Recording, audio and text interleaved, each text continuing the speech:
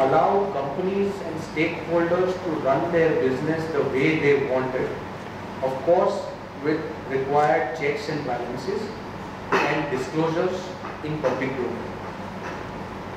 In other words, what the Act seeks to ensure is that while government intervention will be less, if not totally absent, most of the approvals have been now withdrawn, so you don't require central government approvals for most of these sections. Now it has been replaced by tribunals, so there is a process, there is a judicial process involved, and if your case is on merits, then the tribunal decides whether or not such a permission is required to be granted or not.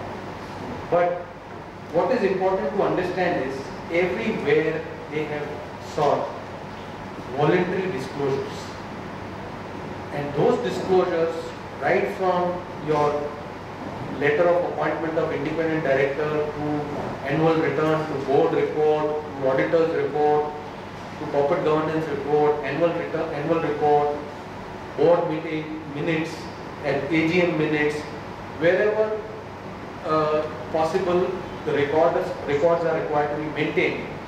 They have asked for additional particulars besides the material particulars of the transaction or the business or the agenda.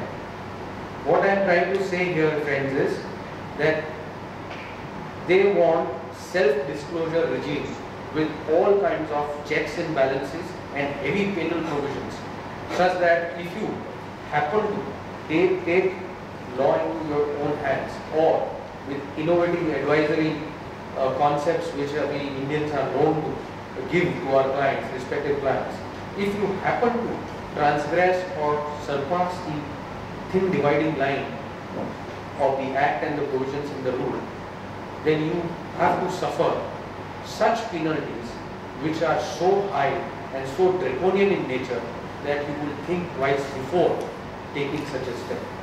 And as we move forward to my presentation, and you will see the gravity of this situation and the magnitude of penalties which they have sought to impose on violations and infringements of the provisions of the Act and the rule. So, in short, they want corporate democracy, what is known as corpocracy. Let shareholders decide. Let shareholders decide how the affairs of the companies have to be run and with what disclosures. Shareholders and stakeholders should have, especially in the listed and public company space, full disclosures of all material particulars and facts, right from their AGM notice to your books of records or books of accounts, everything.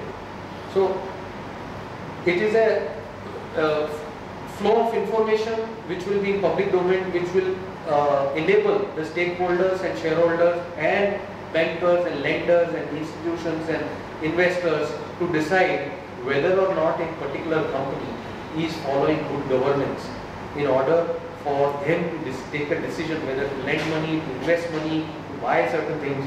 Because the moment the information which is required by the Act is placed in public domain, be it in the website of the company or in the stock exchange or with the ROC or other regulators, at least full-fledged diligence is not required, either financial or legal. Most of the information will be available on the website, and you can take your call or decision on a prima facie basis as to how company is behaving. Basically, they have tried to legislate conduct and character. This is all moral stories which we hear from our childhood have now been put in the form of law. To give a classic example on independent directors, they have now prescribed a 4-page, 5-page code of conduct, which is part of the law. So all those fiduciary duties or all those moral duties which are inculcated to do business honestly, to do business in a fair manner, have now been made part of the law, and breach of those moral duties also inculcate penalties. That is what they have sought to do in the structure of the scheme of the Act. Starting with officer in default definition, which is very important for you and the other office bearers of the company to understand who all are covered in this definition. Now, officer in section 259 includes every officer of the company or any person who is accustomed to act pursuant to any directions or advice or board of directors or managing directors or management. Now if you see the definition, officers of a company, namely full-time director, key managerial personnel. Where there is no key managerial personnel, such director or directors as specified by the board in this draft and who has or having given his or his consent, their consent in writing to the board to such specification. All the directors, no directors. So far, this definition was also existing in the earlier act. And if we go further, 4 is important. Any person means any person, who under immediate authority of the board or any key managerial personnel is charged with any responsibility, including maintenance, filing or distribution of accounts or records, authorizes, actively participates in, knowingly permits or knowingly fails to take active steps to prevent any default. So, sweeping clause, any person who comes under the purview of this clause would be treated, not necessarily an officer of the company, would be treated as an officer in default, entailing penalty in case of violation. 5th, any person in accordance with whose advice, directions or instructions the board of directors of the company is accustomed to act, other than a person who gives advice to the board in his professional capacity. Thankfully, the professionals are excluded. But the insiders who are even not employees, or even if they are employees and it is proved that they are accustomed to act in pursuance of the directions of the board of the company, they are covered under the definition of officer in default.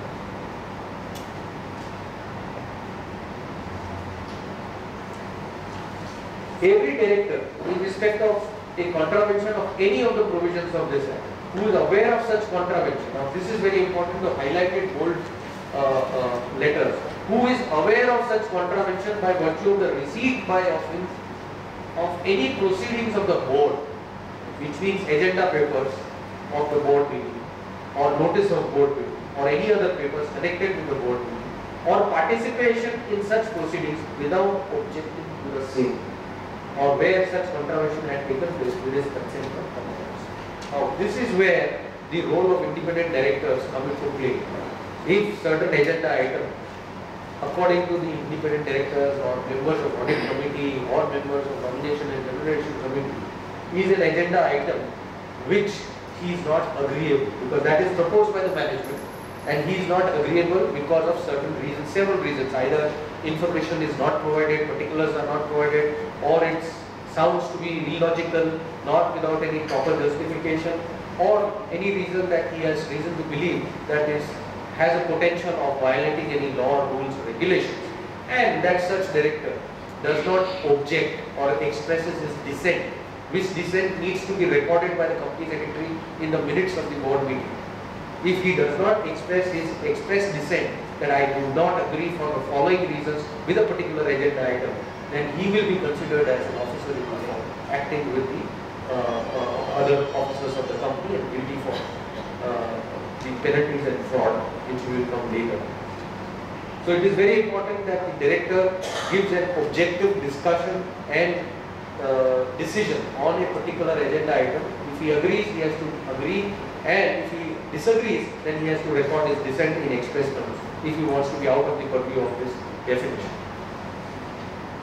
Even share transfer agents and registrars and merchant bankers to the in respect of issue of securities and transfer of securities are now covered in the definition of officer in default.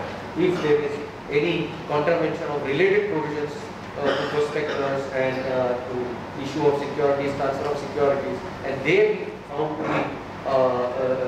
be irresponsible in their approach or violating any provision, they can come under the provision of officer in default. Therefore, the scope of the definition of officer in default has been broadened. As I said, now they have brought in also a chief financial officer into its segment because of the definition of the term officer. As I discussed, anybody who is aware of the default by participation in board meeting, receiving minutes without commenting on it or without objecting to it or expressing his dissent or assent in writing, will also fall within the definition of officer in default, which is in the larger definition of the term key managerial person, also managing director, full-time director, CFO, company secretary, etc. Now, what are the provisions in which the term officer in default is used and what is the penalty? 53(3) deals with prohibition of issue of shares at a discount.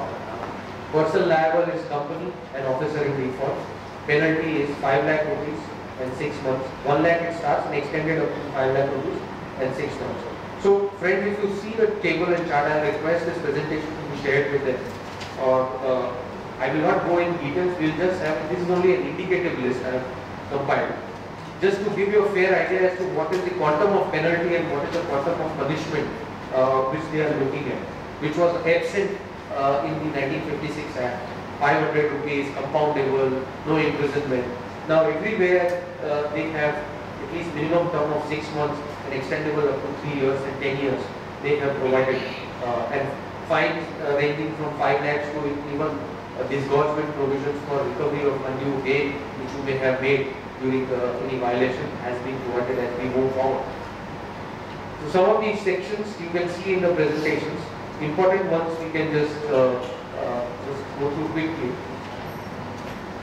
9025 annual return, failure to file annual return, company officer in default. Company and officer in default fine which shall not be less than 50,000 rupees but which may extend to 5 lakh rupees.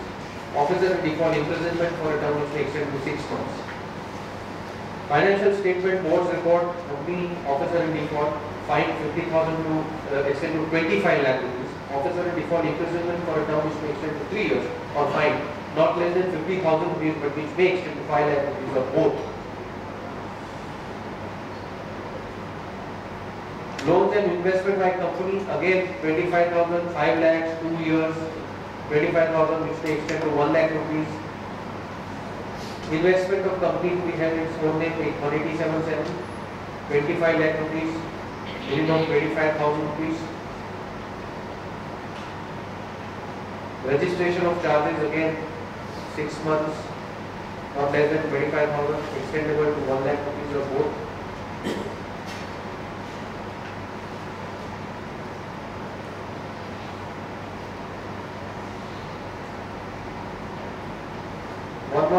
Minutes of proceeding for general meeting of board of directors and other meetings. Person who is found guilty of tampering with the minutes of the proceedings of the meeting. Imprisonment for a term which may extend to 2 years. Fine which shall not be less than 25,000 rupees, which may extend to 1 lakh. You can't have open book minutes and replace the minute pages and tamper with the minute books if this is the kind of constitution they are going to impose open for maintaining minutes of the meetings. Books of accounts to be kept by the company, managing director, full-time director, finance, CFO, any other person interested with the review of compliance with the section. Penalties are provided. Financial statement, managing director, full-time director, CFO, any other person.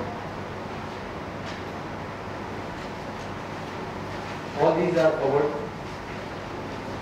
For the copy of financial statements to be filed with the registrar 127(3). Like I was saying, moral duties are also now enforceable in the form of the legal provision. 166(7) duties of directors contrary with the provisions of this section. Fine which shall not be less than 1 lakh rupees but which may extend to 5 lakh rupees. Thankfully, no imprisonment. 184 disclosure of interest of directors. Again, there is a penalty, monetary penalty, and imprisonment. Notes to directors also. 188(5) related party transactions. Director or any other employee of the company who has entered into a related party transaction in violation of provisions of 188. In case of a listed company, imprisonment for a term which may extend to 1 year or fine which shall not be less than 25,000 rupees, or which may extend to 5 lakh rupees or therefore. In case of unlisted company, fine which may not be less than 25, but which may extend to 5 lakh rupees besides the other penalties which are prescribed later. I will take up this class action last because as we are on the provisions of penalties, I will try to cover maximum on penalty first.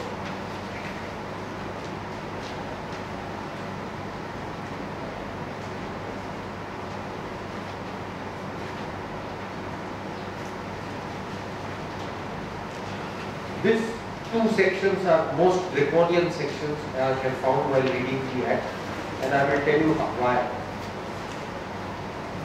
447 and 448, if we read line by line,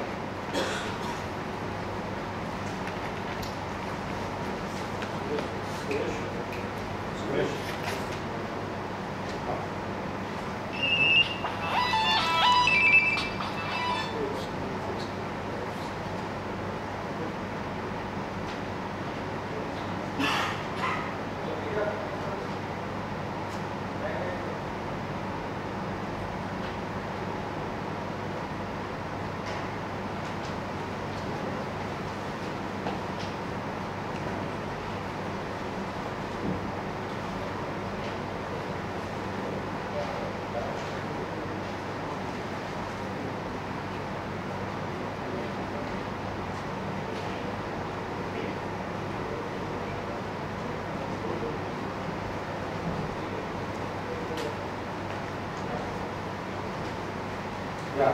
So 447 is a very dangerous section, and as we read through, you will realize why I am saying so.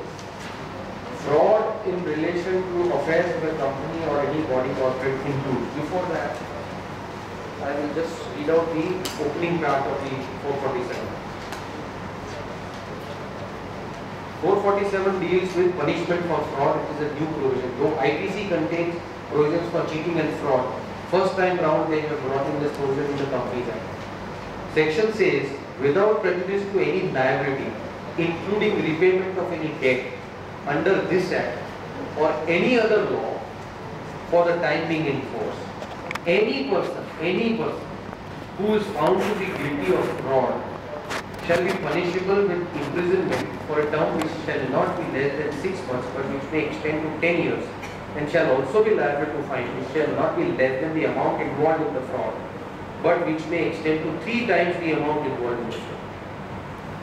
So the first part says any person under any law if he is found to be guilty of fraud. Now let's see what is fraud defined. Fraud in relation to affairs of the company or any body corporate includes any act, omission, concealment of any fact, or abuse of position committed by any person or any other person with the connivance in any manner with intent to deceive, to gain undue advantage from or to the interest of the company or its shareholders or its creditors or any other person, whether or not there is any wrongful gain or wrongful use. Such a wide definition covering every individual, every person, if these elements are found, and not only the direct definition, as I was discussing, concealment of any fact. Now let's see the next section on this, which is 448.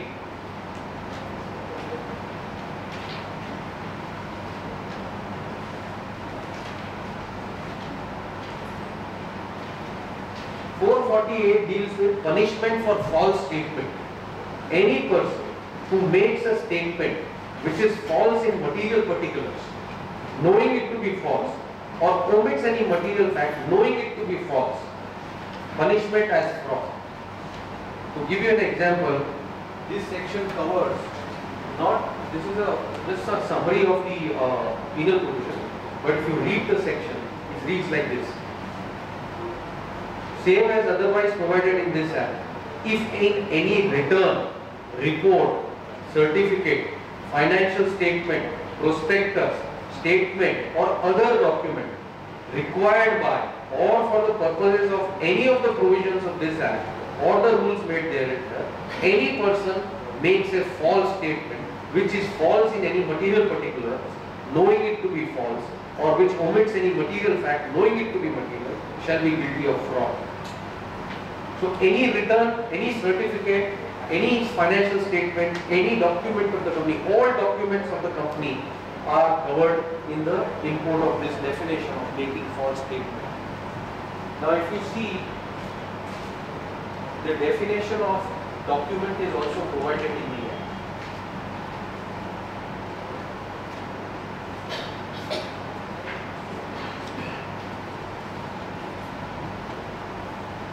I will take you to books and paper, subsection 12, 212. Book and paper. And book or paper includes books of accounts, deeds, vouchers, writings, documents, minutes, and registers maintained on paper or in electronic forms. Books of account includes records maintained in respect of all sums of money received and expended by the company, all sales and purchase of goods and services by the company, assets and liabilities, the items of cost as been described on the past 48.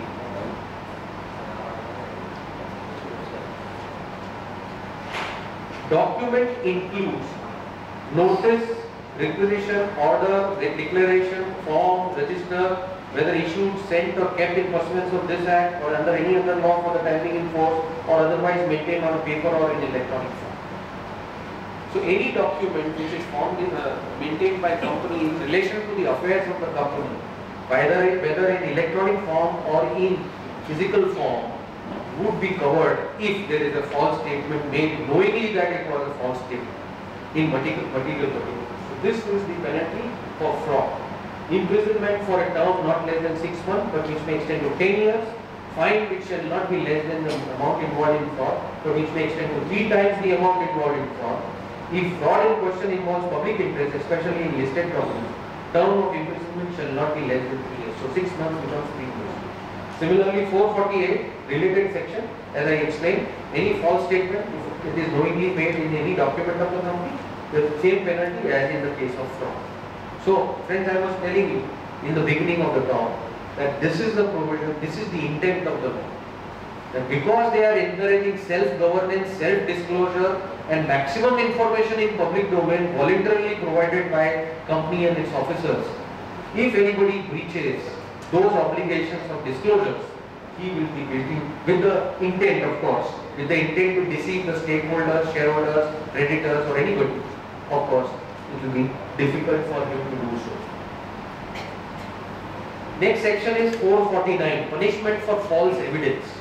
So, entire series of sections, if you see, the object and intent is that only to cover those circumstances which may happen, and it seems to be the reason being that we witnessed in last 10-15 years, we witnessed spate of scams and the ghotalas which happened right from Satyam to your NSCL to 2G or anybody.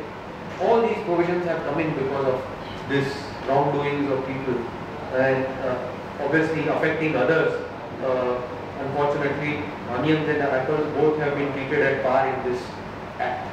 And everybody who is genuine or who believes in fair trading would also be covered, unfortunately or fortunately, in this these provisions. So, coming to 449, punishment for false evidence. Any person who intentionally gives false evidence upon any examination, on oath or solemn affirmation authorized under the Act, in any affidavit, deposition or solemn affirmation, in or about the winding up of the company under the Act, or otherwise in or about any matter arising under the Act, will be guilty of imprisonment not less than 3 years, may extend to 7 years. 450, punishment where no specific penalty or punishment is provided, company and officer in default. It is a running penalty which may extend to 1,000 for every day after first doing it, the contravention continues. Punishment in case of repeated default within a period of 3 years, company and officer in default, twice the amount of fine for which such offence in addition to any imprisonment provided for such offence. Punishment for wrongful withholding of property, officer or employee of the company. Now this section was earlier there in under 460 or some other section in company that they I don't recollect, but it used to provide only for wrongful withholding of property, immovable property of the company, especially in the cases where managing directors and directors who would take the premises of the company on legal license or lease after their employment is terminated or they retire from the employment, invariably they will not vacate the company's premises. So wrongful withholding of property, you would go and file a criminal case and dispossess the person, especially in a city like Mumbai where nobody wants to vacate the premises. So that provision was utilized, wrongful withholding of property. In this act, the change is very visible. If you see carefully, the latter part, having any such property including cash in his possession. wrongfully withholds it or knowingly applies it for a purpose other than those expressed or directed in the articles. So any property, movable or immovable, and also the cash. The cash word has been added in this section. So anybody who is in possession of wrongful cash of the company and he is supposed to refund because that money belongs to the company and ultimately to the shareholders, he can be prosecuted and a fine can be imposed under this section, besides holding on to immovable property.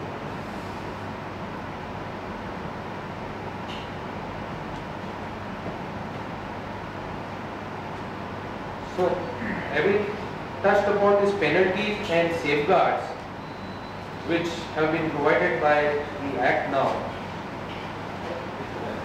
we come to the topic of class action. Now, this is another safeguard which has been provided, and it is a weapon in the hands of minority shareholders and deposit holders and stakeholders. It is based on what is in US very popularly known as class action suit or class actions.